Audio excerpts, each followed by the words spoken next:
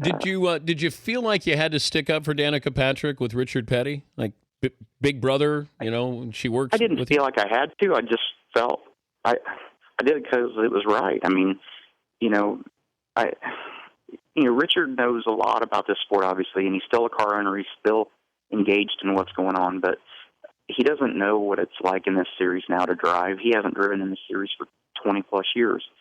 So, to talk about whether somebody can or can't win a race, it's, I think there's other guys in this series that probably will never win a race in their career that she's going to surpass.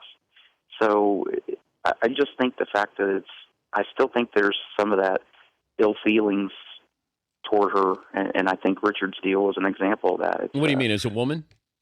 Yeah, I think so. Yeah. I think so. And I think it's just the attention that she gets. I think it's, she's got a great sponsor with GoDaddy, and, in an era where it's hard to find sponsors at times, I think there's a lot of resentment a lot of times because of how hard it is to get sponsors. But like I said, I've been around her a lot. I know I sit in meetings. I mean, I listen to her. She's a racer, a lot more than he gives her credit for, and she'll figure it out. And just like everybody else, everybody has had to go through a learning period. The thing for the rest of us was we didn't have a microscope on us the whole time we were in that period. When the rest of us as rookies came in, if we crashed, and we learned from it and went on. But the media didn't chase you down everywhere and want to talk about it. So if we finished 20th as a rookie, it didn't matter. Nobody cared.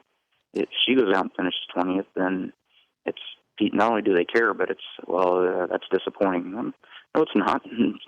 It's not out of line for a rookie season, and I think she's doing a good job. She's learning. She's getting better, and she's progressing exactly the way that I think she should. And so for the criticism that she gets, you kind of get to the point where you just get tired of hearing it. It's like you don't work with her.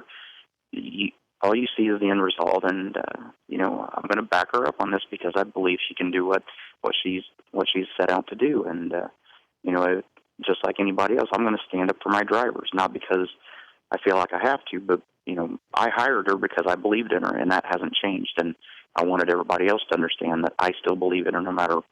Richard's comments, I think, were a little out of line, but he's entitled to his opinion, 100%.